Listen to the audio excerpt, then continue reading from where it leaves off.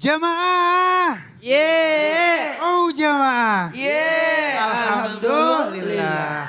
Guruku yang dimuliakan Allah Subhanahu wa taala, ada enggak sih ya?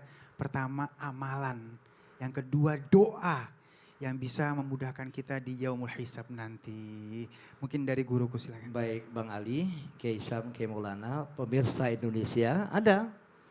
Nanti yang dihisab di hari kiamat adalah masalah sholat. Awalu ma yuhasabu bihil abdu yaumal qiyamah as-shalah. Fa in salahat sa'iru amalihi wa in fasadat sa'iru amalihi. Kalau sholatnya baik, insya Allah semua akan baik. Kemudian kalau sholatnya buruk, hancur, maka semua pekerjaan pun akan hancur.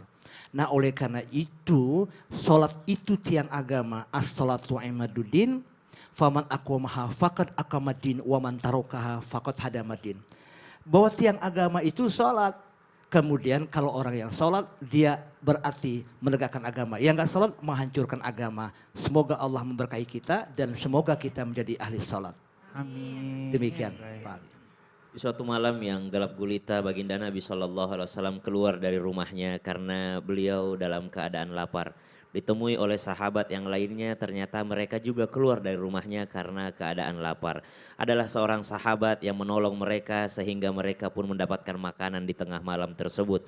Subhanallah, ketika makan setelah tersenyum karena makanan dan bersyukur atas makanan tersebut, ternyata meneteslah air mata baginda Nabi SAW. Ditanya, ya Rasulullah, apa yang membuatmu menangis? Maka Nabi SAW menjawab, makanan yang kita makan ini pun akan dihisab oleh Allah Subhanahu wa Ta'ala. Orang yang sudah kelaparan baru dapat makanan dan makanan yang masuk ke dalam mulutnya akan dihisab oleh Allah Subhanahu wa Ta'ala. Bagaimana dengan orang yang bermegah-megahan? Bagaimana dengan orang yang membuang-buang makanan? Bagaimana dengan orang yang tidak peduli dengan orang-orang yang sedang kelaparan? Maka itu semua akan dihisab. Tidak heran sehingga Nabi SAW memberikan kita sebuah doa yang sangat indah. Bismillahirrahmanirrahim. Bismillahirrahmanirrahim. Allahumma hasibni hisaban yasira. Ya Allah ya Rabb, hisablah aku karena sudah jelas semua akan dihisab. Maka yang diminta bukan tidak dihisab, tapi hisablah aku dengan hisab yang sangat ringan, yang sangat mudah. Kenapa? Karena ternyata kita semua akan dihisab oleh Allah Subhanahu wa Ta'ala, akan ditunjukkan amal tersebut dan akan diperhitungkan oleh Allah Subhanahu wa Ta'ala. Maka dari itu hari ini, episode ini bukan untuk menakut-nakuti, tapi untuk memberikan peringatan. Kalau ada peringatan, kita tidak akan melewati itu. Kalau dikatakan oleh navigasi kita, ada kecelakaan di depan, ada ini di depan, maka kita akan mencari jalan yang lainnya. Hari ini bukan untuk menakut-nakuti jamaah supaya takut ke masjid, takut ini, takut ini, tidak. Tapi untuk memberitahukan di sana ada kecelakaan, jangan lewat sana. Nanti ada hisab, maka persiapkanlah amal kita dengan sebaik-baiknya. Wallahu ta'ala alam. Ya mungkin guru ada yang ditambahkan? Ya ada satu doa yang harus kita baca setiap saat. Bismillahirrahmanirrahim. Bismillahirrahmanirrahim. Rabbi ja'alni muqimas shalah wa min dzurriyyati rabbana wa taqabbal du'a. Amin. Rabbana ighfirli wa liwalidayya walil mu'minina yauma yaqumul hisab. Di situ ada ucapan bahwa Rabbi ja'alni muqimas shalah. Bang Ali, Pak Kiai Syam, Kiai Maulana, Rabbi ja'alni muqimas shalah. Jadikanlah aku, Agus Dermawan kita, orang yang menegakkan ibadah sholat.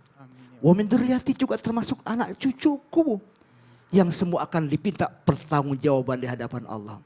Wa min dzurriyyati rabbana wa taqabbal doa. Ya Allah, kabulkan doa-doa kami. Termasuk juga doa daripada kedua orang tua kita yang memang sekarang sudah renta. Kalaulah orang tua kita masih ada, cepat kita sungkem, kita mencium tangan bahkan memeluknya. Kalaulah orang tua kita sudah enggak ada, betapa kita merugi bahwa ridho Allah fi ridho walidain wa suktullah fi suktil walidain. Ridho Allah tergantung ridho orang tua dan murka Allah tergantung pada murka orang tua. Celaka bagi anak-anak yang durhaka kepada kedua orang tuanya. Rugi bagi anak-anak yang durhaka kepada kedua orang tuanya. Dan hari ini insya Allah kita semua tidak merugi, bahkan kita enggak pilu di hari kiamat nanti. Amin. Bahwa kita tetap berbakti pada orang tua, berbakti pada Allah, berbakti pada Rasulnya. Dan juga kita kembali hanya yang satu, ilahi Rabbi anta maksudi waridoka matlubi. Semoga berkah rumah tangga kita, sakinah mawaddah warahmah. Baiti jannati, rumahku adalah surgaku. Amin. Home sweet home, insya Allah. Amin. Amin. Ustadz Maulana, mohon kesimpulannya. Kesimpulan tema kita hari ini kisah pilu saat hari hisab. Ketika satu ayat yang ditanya oleh sahabat Rasulullah kepada Rasulullah. Yauma yumpauna fi sururi fatatuna afwaja. Pada saat manusia dibangkitkan, ada 12 bentuk wajahnya. Ada yang berbentuk mengecil berbau busuk. Ada yang berkepala binatang, berwajah binatang. Ada yang kakinya di atas, kepalanya di bawah. Ada yang memakai baju api. Disitulah kisah pilu. Bahkan sampai 3 kali. Disuruh dipatahkan apa aja ditanyakan kepada Rasulullah. Apa maksud dari tafsir ayat ini? Sampai Rasulullah SAW menangis dan air matanya jatuh sampai mengenai kakinya beliau. Sehingga Rasulullah menjelaskan. Umatku di hari kemudian akan dibangkitkan. Tapi ada yang selamat dari semuanya itu. Dibangkitkan dengan wajah laksana bulan purnama. Siapakah mereka itu? Mereka itu adalah orang-orang yang beramal soleh. Mereka itu mengikuti aturan yang ada. Mereka itu senantiasa mengimpakkan hartanya. Mereka itu senantiasa bertakwa takutnya kepada Allah. Mereka yang senantiasa dekat dengan cara minta tolong lewat salat dan sabar. Mereka lah orang-orang yang tidak ada titik kesombongan pada dirinya. Dan mereka lah orang-orang yang meninggalkan amal jariah dalam hidupnya. Amin. Masya Allah, terima kasih guru-guru yang dimuliakan Allah Subhanahu wa Ta'ala. Terima kasih jamaah yang di studio dan pemirsa di rumah. Selamat beraktivitas. Jamaah. Alhamdulillah. Astaghfirullah.